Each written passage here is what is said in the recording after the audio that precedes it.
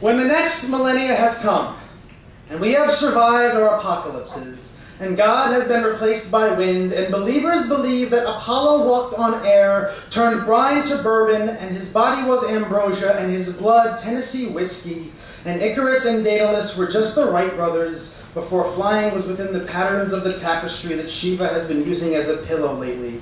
And Jericho was just the first Tacoma Narrows bridge wrapped in the harmony of the wind, and no one has become salt, though we built oceans in our pores, and Eurydice talked Orpheus through the void and took up music in her second life. Persephone comes and goes as she pleases, and the flood comes again. But we have become amphibious. And we've reinvented forgiveness 8 or 9 times, and paradise is just a country club that nobody bothers with anymore. And Nirvana turns out to be the beginning, where we have only a propensity for hands, but we are happy nonetheless.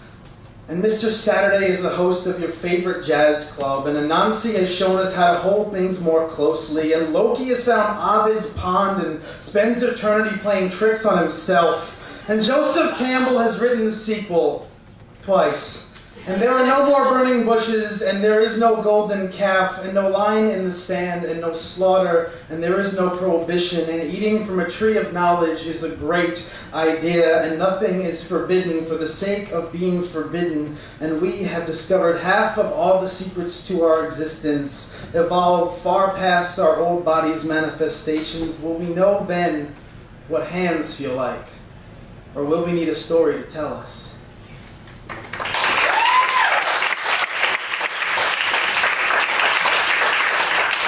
This is my last piece, and this piece is called Karma Sutra. 1.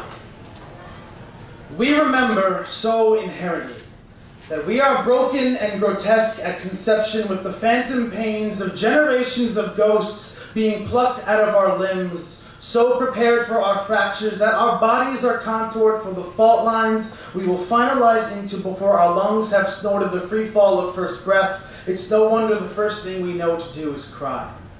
2.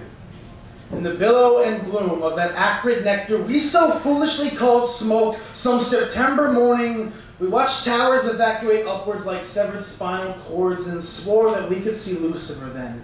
Swore that the blackened plasma of the first few hundred to die that day were giving shape to the smile we could not wait to be scared to death of. My 12-year-old cousin writes poems about that smile. She dreams about cancer sleeping in the bed beside her with a stopwatch in each hand, dreams about pulling her own cartilage from the devil's teeth, and we have the presumption to think there is something wrong with her. Like all of us can't count on grandfather clocks the number of times we have bedded the fallen and waited to wake in the belly of Creator 3. Today, a Manhattan woman stepped out onto her balcony, breathed in, and kissed the lightning goodnight. And there we were, congregations callous from the hallelujahs in our brick-faced palm readings. We only stop clapping to watch her evanesce like Christ in Fast Forward, the death and resurrection complete before the electra that is her last thought has time to snake through every strand of her hair to feather dust our yearning eyes with vision. The last thing she ever saw was skyline. 4.